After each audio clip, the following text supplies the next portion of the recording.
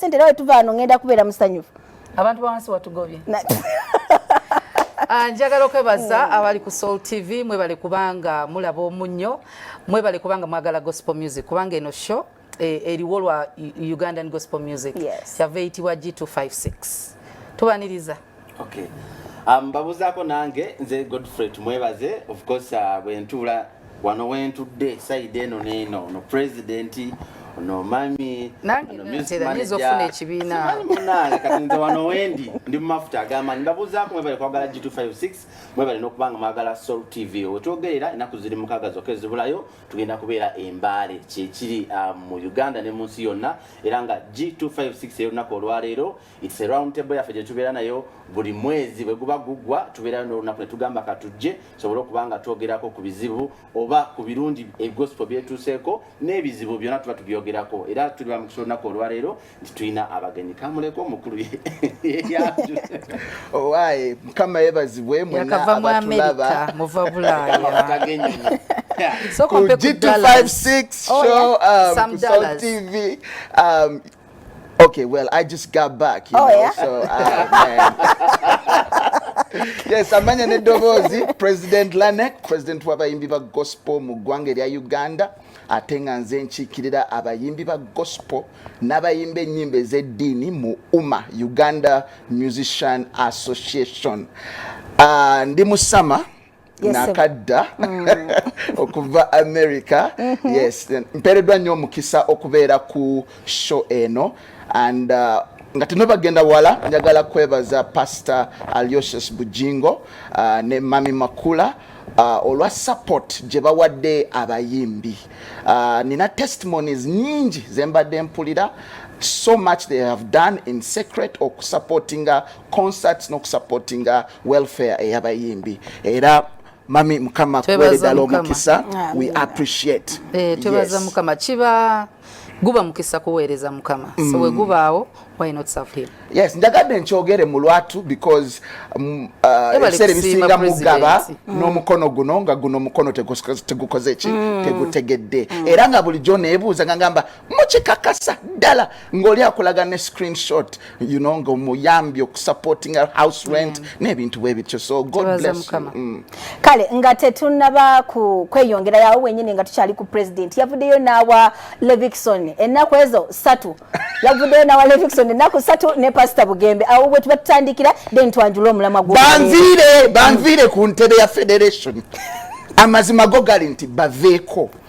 Reason being Honorable Nabanja yamanya nti President Lanek agenze wa America tagenda beerawo n'agamba katugira tusaawo Pastor Bugembe katugira tuteekawo ki Levikson naye kyasinza okummalamu amaanyi nakomyewo kumpi wiiki namba kati ndi mu Uganda yaddeka message ku simu yaddeka simu nti yo waaye kulikayo jango tule muki mu ntebe yo ndi munyiivu Levikson siganye bwali ogenda mu America. Yes. Honorable Nabanja yakitegeera yakimanya oli prime minister sosola fuluma gwanga katategedde era bamutegeeza bakimanyi tewali atamanyi nti president w'abayimbi ba gospel tabadde mu ggwanga buli kimu updates bazifuna naye banvire mu ntebe wasigaddeyo olunaku olu lumu zibadde nakwezi 3 nina Kankwite President Lanek. Yes. Manyiyo President Wesley. President Lanek. President Jonah. Katinga wala ba America ina president bamwita Biden. Naye waliwo bu states. Kati Wesley ina ka state nga Ohio, gundi ina ka state nga Michigan, gundi ina ka state nga Bwebucho. Katinga nzendi wali ki wagulu kati Wilson Bugembe ne Levikson bade banyumbye. Yagala soka buuza.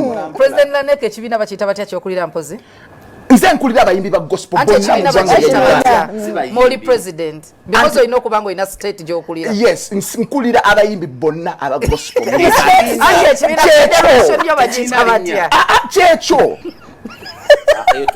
yes bwe kasitokera ku maca nolowooza nti nogoloka nga oyimba nogamba nti Yesu olwo nze president wo chiwedde no ya president oyine enyimba meka ya president yetaga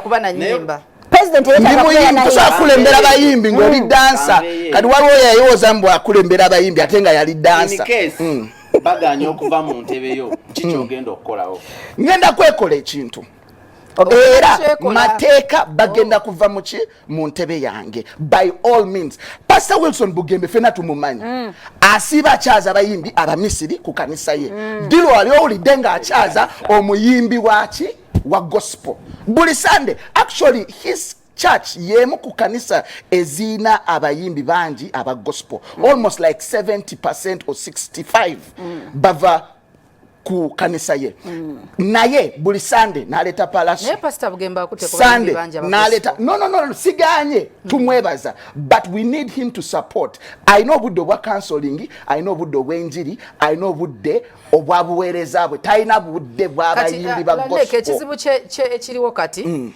kwe kulowooza nti mulina okuwagirwa mulina that entitlement muwulira nga mulina okuwagirwa but awagidde era kyakoze akikoze. No, we appreciate him. See, actually temunquoting abubi nti nino lutalo ku ye but I'm the best man for the job. Waliko Federation.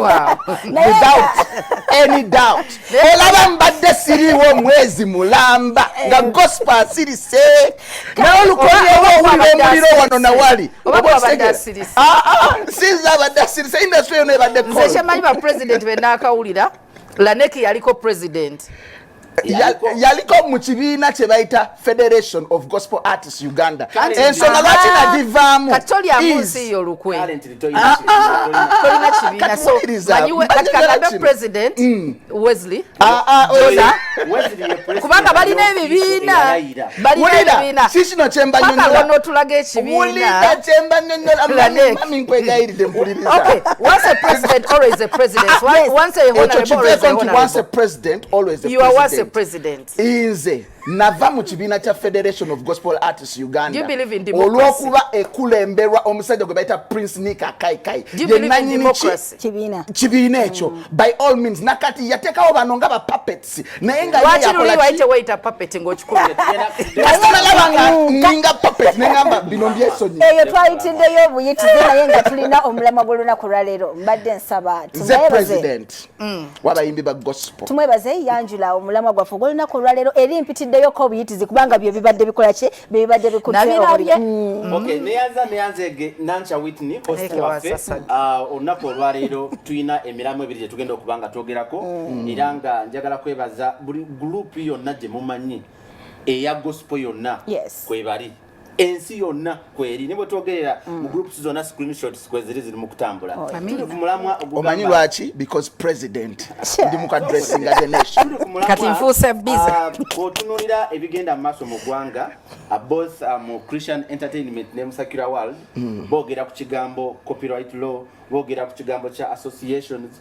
ne bwowulira president Lanek awoza muve mu ntebe yange byonna bijja olwa associations obw'ebibiina ebyo ebiriwo ne ekibuuzo kigamba nti nga gospel fraternity abayimbi bonna twetaaga associations ezo ekyo kimu ekyokubiri zituyambye eki kubanga ono abeera mu eno tayagala agenda mu eno ono muyimbi bw'abeera mu association eno bw'aba yeetaaga agenda kuyimba concert ya Gunda ali mu association B alina okusooka eno wa president yamuwa olukusa agendayo naye awo tuba tukyabuulira njiri oba tuba tuli under captivity tuba batukwatidde mu kibiina bane bateeka mu kinya mu bucket yemu omulamwa bwe gutyo bwe gugamba era njagala kusookera Gwad anasalawo of course gwali hosi nayenze mbadde mbawa omulama ogwokubiri twakuba twogerako ku kya copyright law mu second affair hour then tuina twakuba twegattako ku musumba Pastor Musalo ali Mbale ajja kubanga atuwayo ku view ye then twasobodde okubanga tufunako ne producer John Mary naye n'atuwaako ku side ye bona tugenda kubanga tubafuna naye for now abali wano ku pano tulina n'omugenyi munagenda kubanga twegattako ja kubanga tudiscussinga namwe kenyini musobola okugenda ku Facebook page ya Soul TV kwe tuli muteekeyo ko questions zamwe ne comments zamwe ku mulama gwaffe gwe tugenda okubanga tutambulako onako olwalero kanzire wa host waffe Nancha Waiting. Abaganja bagamba nti bazungu be bagamba nti ladies first. Beautiful first. Yes. Akazindalo kako. It's an honor. Ekisookera ddala sandibadde na buzibu na associations. Yes. Kubanga ekisooka zizimbawo obumu, that unity. Mu bayimbi ba gospel, you start planning together. Bwe muba ne goals nga ziri laid out bulungi nnyo ne muga vision eno goals za phase zino ekisookera ddala building that unity. Naye federation eva ku nannyini waayo ekigendererwa kye weefiira bw'eba ekigendererwa nga kirimu okukontrolinga engeri enjiri gyefuluma nti nina okubuuza ngenda kuweereza wano nga sigwa nsasulira rent tompa mmere federation or association tensasuliranga ku recordinga luyimba n'olu then toyina kuba na control waje ngenda okuweereza.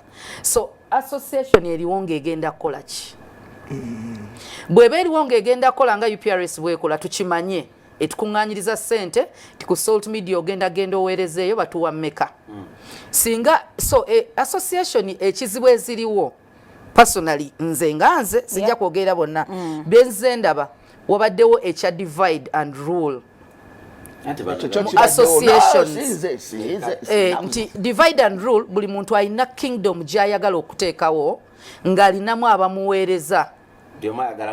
Yes, buli omu ayagala buyinza nti bwentuuka nga president muyina okurecognizinga nti wendi ng'abayimbi abali under that federation and association. Then ekirala abayimbi bano tebayambibwa by an association. Sinalabayo muyimbi avayo n'agamba ekibiina kintekedde concert nga sound we bamusasudde buli kimu bakisasudde federation ejja ku poster naye ng'omuyimbi yali mu haso ey'okunoonya promotion y'ebirango sirabangayo president wa federation asituka bw'aba Lanek president njagala Lanek asituke njagala Wesley asituke njagala John asituke bajje ku Salt baga music manager tulina omuyimbi waffe wuno agenda kola event nga si muyimbi yanoonya obuyambi. So federation tuzirabye kubawa abantu just platform that you are a leader, you're the president nenga temukoze federation chezikola federation ziyamba kuba yimbi kutegeka concert. Oh yeah.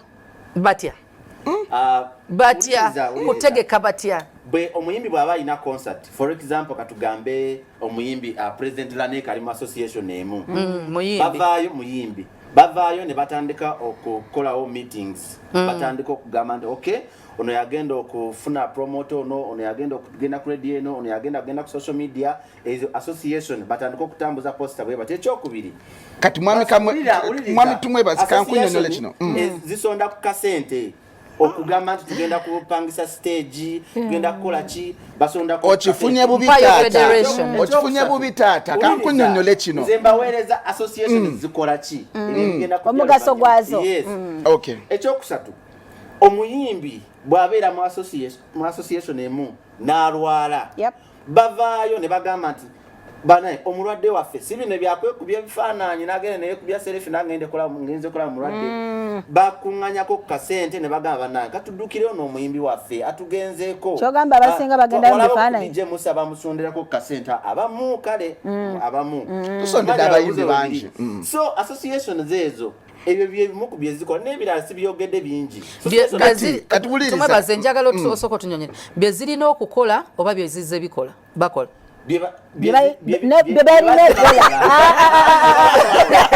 Okay, kale nze mbadde nsaba munzikirize mbanyonyole federation okubeerawo associations ezikola federation obadde okimanyi ekyova olaba bwe tutunulira ne federation kangambe eya UNMF ekulemberwa Kenzo right now ekiri mu kuyombya the whole secular industry kintu eki nti yajja tewali akoze ki ategedde and yet it's supposed to be formed by associations era gwe mulamu akati gwe bali mu kugezako okukola ki okutereeza kakati tudde ku yaffe eno gye nafubutukamu ng'entabudde obwongo ngendo kutunu ya budget Federation of Gospel Artists Uganda nganje tunulira bwenti nga Prince Nick aina interests ezize nga ne team erimu bona bali mukulwanyisa muntu omu President Lanek because mfuse vigilant mfuse famous mfuse vibrant chacha obujjanga bwe bukola ki bwe bubatta nenkera ku macha nentegera nti without me Federation tesola bekola ki kuberawo nenjivamu obochitegera but all these associations tuina yunaga eyasokera ddala Judith Babiri yakola ki yagiteekawo then tuina gospel heartbeat eya Ivodrasi obochitegera tuina omwoyo gwa gospel eya tatakani yes tuina Entiko and so many others obochitegera tuina East African gospel tuina gospel music revival nyingi naye ekisinga okumalamu amaanyi is Federation yegamba nti we are operating naye nga associations zino zonna ezina so many artists tebali part of the teba federating nze oba okitegeera kakati tuddeyo ku nze nayogerako nomwami gundi ono eyali agenda obeera president wa federation eyo omusajja omugagga ayina studio chovola bwe bateekako kano kaboyi nawulira nga Dr. Linus asina linya lyenjogedde temutwala kitalya yes but today nti associations was a good idea because Mami Susan the whole truth is but tuddayo ku gospel music oli eyasokera ddala from the generation eyaba Jojo Kudi Babeti Namaganda Babeti Nachibuka twainanga makanisa buli Sunday agenjawulo nga gayina kye bayita praise rally ngo omuyimbi oba ovuddewa ojja kasidiko noteekamu nokola ki noweereza naye services ezo zonna zavaawo ne bazifuula healing services kati abayumbi ne babulwa platforms we twabulwa platforms associations kwe kutandika eyasokera ddala yali ya Harriet Magezi bali bagiyita greater something Harriet Magezi we yakitandika ekyo then mwava Yunaga netandika nga what are we trying to do? We are trying to come together as artists with a common goal ebizibu byaffe tweyambe tusobole okola ki okwekula eventually zino associations endala nezitandika okutandika because teba believing mu Yunaga kati endala nezitandika kale tata kale awo watusangidde naye nga tetunaba kweyongerayo nkujukiza bujukiza nti banafa ba MTN bagamba nti wefunire esimu ya Kabode super esimu eno nungi nnyo ejirako 8GB okumalira ddala omwezi 8 ejirako 8GB za data bundles obwerere buli mwezi okumalira ddala emyezi 8 genda mu dduka lyonna lya MTN ofune esimu ya Kabode super MTN together we are unstoppable era nga erungamizibwa bannaffe aba Uganda Communications Commission ate nga bobo yagala okubanga ofanana bulungi olabika bulungi olina amaanyi tosumagira buli kyokolo sumagira embeere kwesibyeko boli mwana mtono yenga buli kyokolo sumagira boti wetaga ekintu kimu kyokka bwekiti ye rock boom kwata rock boom energy drink akola bulungi nnyo ate owunya bulungi mwatu akamoli mu bantu bangi naye nga wenawe novaamu omukombigo kwata ka rock boom ogenda kubanga oyogera ng'avaamu sente ennungi kwata rock boom wenywere ovuga olugendo luwanvu wetaaga rock boom osoma amawulire ng'osumagira wetaaga rock boom omwana omuto n'omukyala ali olubuto tokwata ku rock boom ngenda kuba akazindalo nkazaayo naye nga sinaba kazaayo nsooka okwaniriza taata tusanyusa okulaba yesebo obeera America ennyonyi eba ekulese basi ebeera ekulese meeting eba egaanye wotuukidde nga ensonga yetuliko tuli ku mwoyo gwa gospel omwoyo gwa gospel tubuuza ng'abayimbi ba gospel twetaaga associations ezo ebibine tuzeetaaga tutya omwoyo gwa gospel mutuyambye ekyo eyo nayo association eyo ki twetaaga ebibi association tuzeetaaga lwa nsonga nti nga balaba tuba ne church soko oyanjire kuba tulaba ngendo gy'emusiri bakatakani omulimba lwakani zetata omwana eza kintu kikakasisa kakati ngabulaba church bwe zibamu zi family oba bagamba nti kirani okuyambawo ku muntu owa wansi ennyo kutuuka ku musumba naffe mu bayimbi ba gospel twetaaga ebibiina ebyo bituyambeko tuwa ku bantu ng'abantu batuukikako. Yes. Naye omwega gospel gubeerawo gusobola okubanya ensonga n'ekituuseewoona mangu. Si buli muyimbi asobola okusanga president ono oba n'asanga king of radio n'amunyonyola ensonga. Kati tuteekayo ebibiina ebyo okuyamba okugonzaamu kukwatagana. Family ezo ziya nga twaberanga mu masomero ng'olina Sema Lion, Sema Elephant biki. Naye ng'abakulira Lion ezo batuuke headmaster mangu. Naye nga mukwatagana mwongera kusajjuka. Kiyinza okukola kyakatandika. Kiyinza omwana ekikola.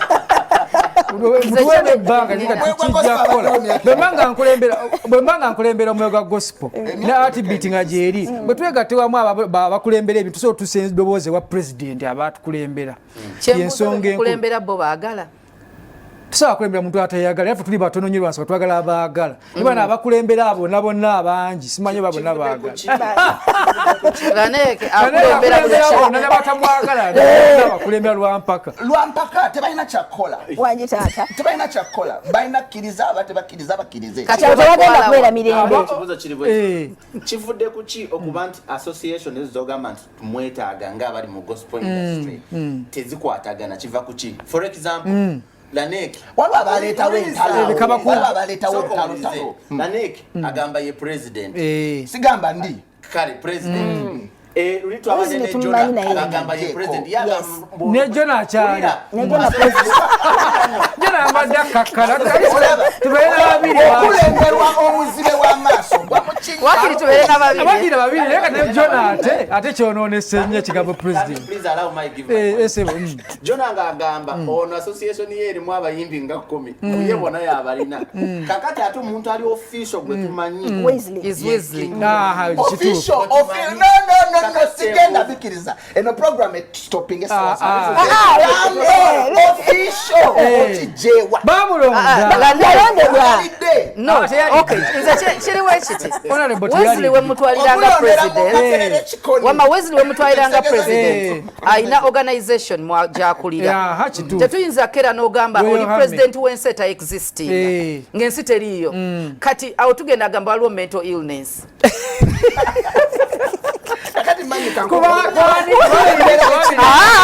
Nze ngamba omuntu okera neyeragirira. Lanek alowooza akyali president. Mu kibiina mwe yali n'ekibiina tekyaliwo. Essaawa zino kiringa we tunaagamba nti Besigye navayo n'agamba yakulira FDC tekiriiyo nga luli yaliko. Kati Wesley atwalibwa okuba nga ye president owa federation. Kyenavudde nkubuuza mu ntandikwa kibiina ki kyokulira? Gospel artist Uganda. Ani yakulonda?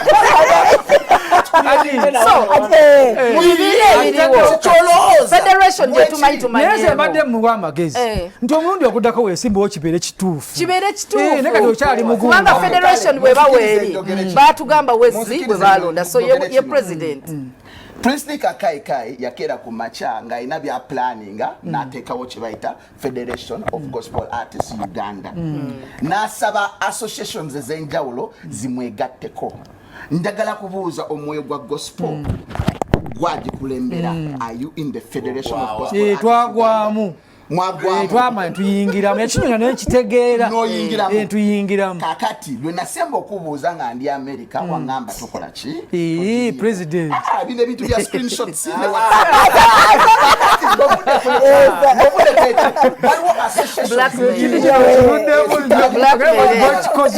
nze tosobola kuneegaana bwembani nakye nkukoledde mba n'obujulizi bonna twogere ku associations endala eza federatinga because of their own reasons ez'enjawulo. Kakati what we need as the gospel industry yonna at large, Wesley, brother Jonah, buli omu yenna, we need what we call unity. Yes. Yeah? Unless we unite, tetuyina kye tugenda kyusa mu gospel music nina kugamba jangu tulonde n'ogaana yaga unity etyanga tosobola kukola action. Tulina abantu abeefuula nti bo ndiga naye nga munda ki misege miyayu antogenda kinyonyola nsi nga bw'omugamba nti jangu tukwatagane tukolagane agamba yakyo ekituufu tugenda kikola. Eventually ogenda okuwulira zi audios nezi screenshots nga bagamba nti oyo byeyabaddeko fe tetukola ki tetubirimu. That is what has kept gospel music mabega. Now a question now ekibuzo ekirala kijja still tukyali mu line eno. Association zino boziraba zisinga kutambulira wano mu central. Ova wano n'ogenda Mbale nga balina association yaabwe nezeno tebazimanyiko wadde. Bova n'ogenda Mbalala nga nayo balina yezaabo ogende Kabale abalala tebamanyi na associations weziri. Nakitegeeza wano n'obuuza president owabayimbi oba atwala federation eyo yonna erimu associations ezo zonna bagamba president Lanek linda kose nga bakugamba neri tebaliyo. Mukulu tumwebaze Nsonyiwa okusa president Lanek mpayo abayimbi 10 okuva Mbale bomanyi okuva Mbale kasata kuddawo mu maaso baleke ompeye Jinja ompeye Mbarara ompeye mu Fort Poto because then mu north ompeye then yaucheza kubanga chiringa sawa zino wenda hapo za 7 muri ya district za Uganda. Then tuina Romeo Odong checho genda maaso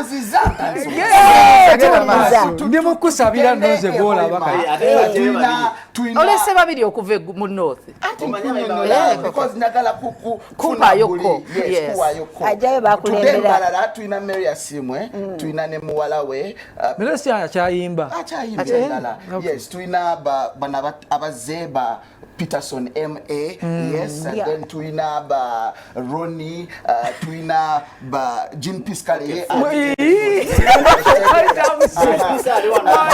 my god Mbale tuina oyo Musumba Bishop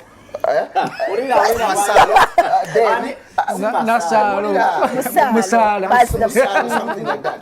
Then tuinawo bani abali Mbale Makatonda. That's your president Now tumuwe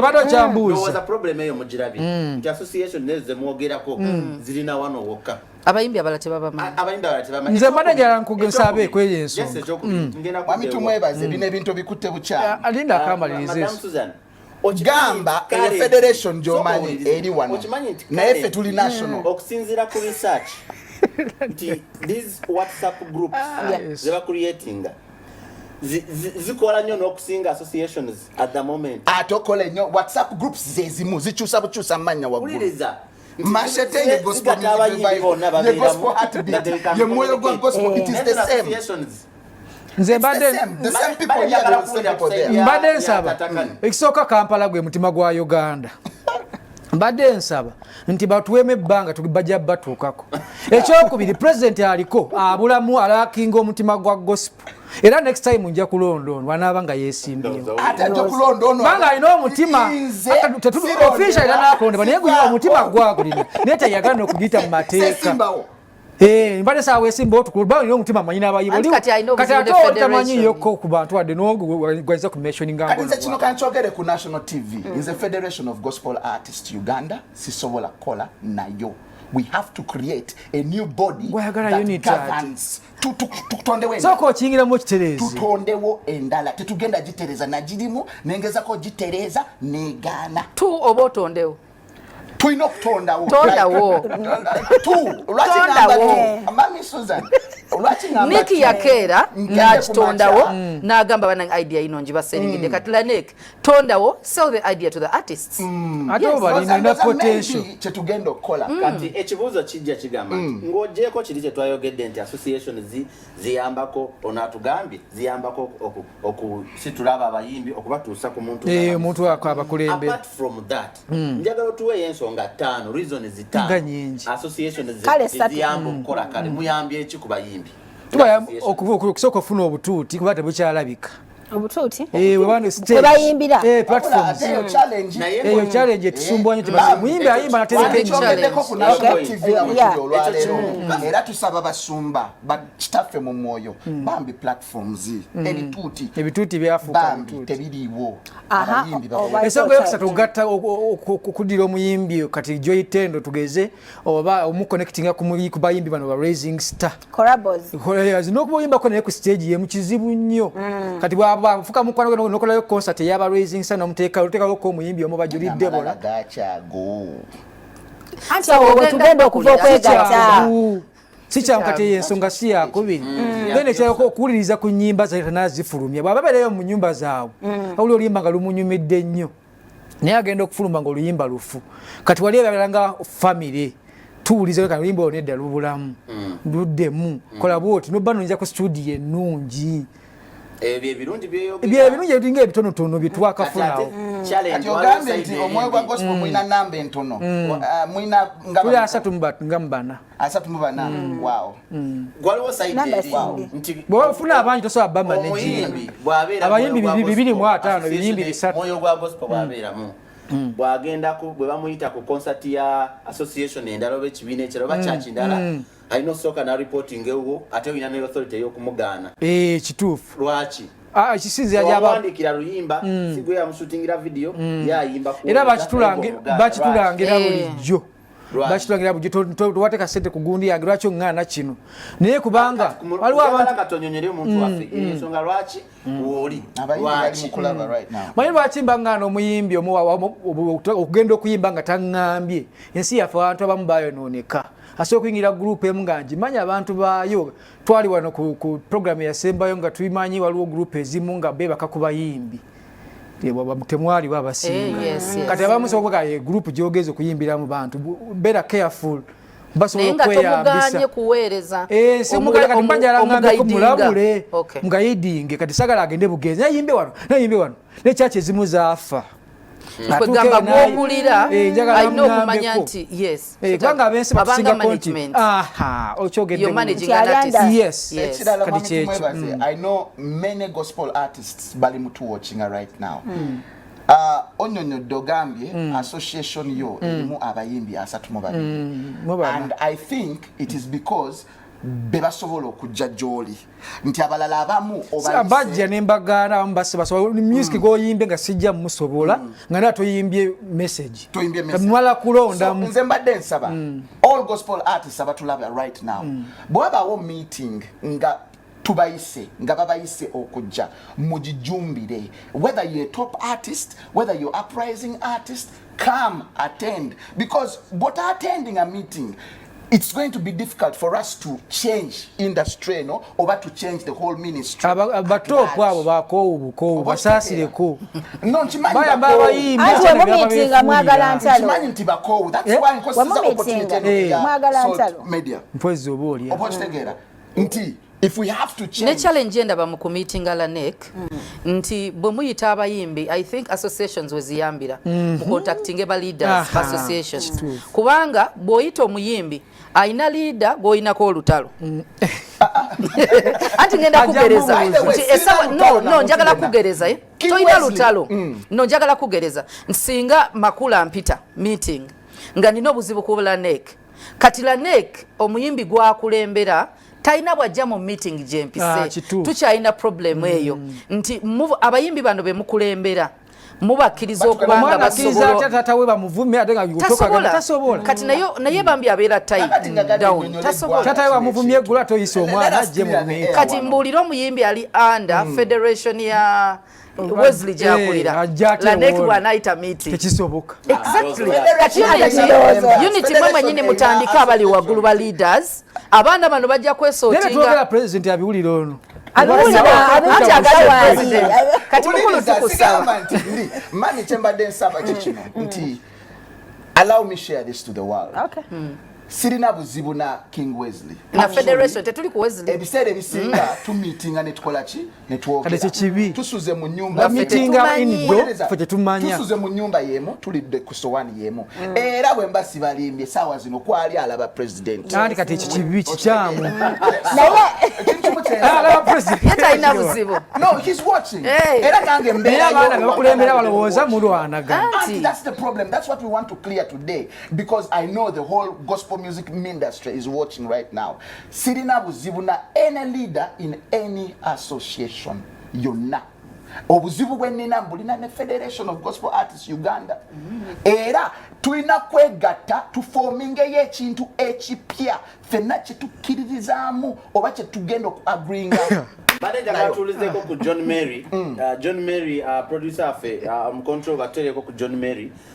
Twambuzizaako waliwo twamusanze ekiro abadde bava ewa John eyo. Tumubuuza ku kintu kya copyright ne association. Natugamba fenge fe yafe. Eruddewo ne mbuza eriwa. Naga fe yafe. Basoke bateleko ku John Mary tuli. Engeri gye yayogeddemu ku point. And then second out tugenda kubanga tufuna Pastor Musalo okuva Mbale naye atuweerezeyo ku submission ye tulabe.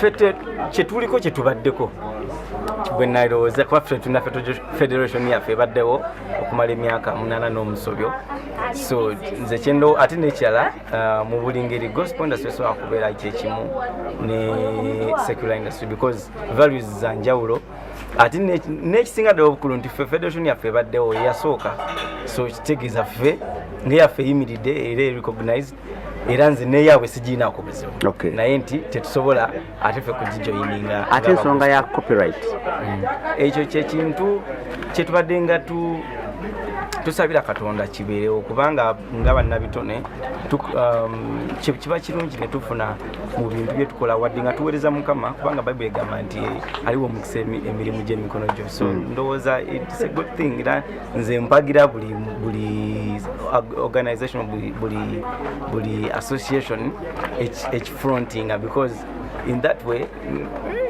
tujja okuteeka obuweereza mu maaso njagala kubuuza omukulu producer John Mary. Omusajja yatugambye association yaffe ebaddewo era eruddewo ebaddewo naye irakyaliwo. Ekitegeeza nti wali Fagawo right? Teyajogedde. Oba ali mu yali tasobola kuva mu Fagawo. Reason being oli yali best man woli. Ate balina bagambye uddewo era emaze myaka 8. Yeah, but naye ekyo kirungi nze loyo person lwaki ova mu mukwano gwo oba tokkiririza mu mukwano gwo then nokkiririza ale obulamu bwa John Mary era namwewunya nnyo ng'ajja ngamba Mukama watakuyomesa ajjanga muyimbi waliyo omuntu nga tugendako eddakiika ntono tumale 1 hour nga tugenda njagala at least tufuneko ku submission omukomu waliyo omuyimbi owa gospel yakajja ng'awulira entalo eziri eno ali independent tayagala kubeera mu association yonna akola atya tutandikire eno agenda asibwa ebintu bingi nga bwe tugambye obutuuti era kuzina obutuuti bwakufunira abantu individual tagenda afuna katuuti gye bujja kati yagenda asibwa muyimbi ali mukundaba nga toyagala kubaako family gy'oyingiramu ogenda kusibwa obutuuti gye bujja aye gye bujja eyo mu myaka nga5 musumba ajja kugamba ng'oli mugundi ki nga tabwoba tanawoova kijja bazi bole kuwanga katuuti kaababamu kati mamangu ennyo bamadde ofuna family gy'oyingiramu osobole okufuna n'emikwano gy'abayimbi n'ezikolabo n'abayimbi n'obutuuti obuwerako nze ndaba byemukola bye bini okutiisa abaana okuyingira ebibiina aye n'ekyokutya abayimbi betwogerako abatidde 5% bakale kanjireko ekyo kijja babulamu omuntu atalina atya kugenda mu association yonna akola atya omuyimbi agenda kujja ekisooka ng'alina ebiraasi bye ku mutwe ekyokubiri ng'ayimba music we jaba Jesus Christ kati oyo ekisooka bwana agenda muyunaga bagenda mutunuuliranga omuyeekera oba okitegeera bwana agenda mu yunaga bakola batya muganda waffe senge nagenda mugamba braza akaviiri ako katemeko oba okitegeera kisizira ekyatuukawo mu associations zina exactly kyengezako okugamba nti noonya association wofitinga yeah nga your kind of genre of music osobola okugendawo n'ofittinga tulina entiko bakola hip hop bagambye entalo bazikoze batya entalo bazitya kyebagambye president wavayogera musenta kakati kansoke passing on to you nakale kanchimalize it is nti bobanga oli muyimbi totunulira ntalo because kati nkunyonyodde tewali tezibakwata kentalo teziriwo we are Christians this is the body of Christ tewali ntalo choino kola genda where you fit where you celebrated nti omwoyo gwa gospel bayimba kadongo kamu sija genda yeyo kangende mu ntiko bali message tebayimba kadongo kamu I know waliwo limba in fact okutegeera omwoyo gwa gospel ye yangamba nti yali yebaza nti omwoyo gwa gospel we nategeera nnyo nti bamusupporters nga bujjo nkiwulira fako omukyalo bamita Evelyn Semuju I know limba balita fuga oyo sika don kamo ololimba oluwulira Babeki bona bona of kadongo kamu music gwota tegera kuwa maji tayimba nimi oyogede ku content ali mu luyimba omululu content mutufu ne Uganda waffe ne baba pushing a music sengendo I'm making sure music wa pushing ali mobulamu ali mu awo yogede ye calling ejeri I'm calling kadongo kamu okay kanyola engine watch segera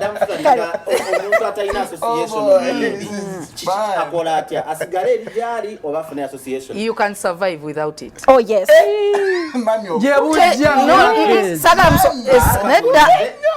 Teri muyimbi mu Uganda nga association ya making chekisoka.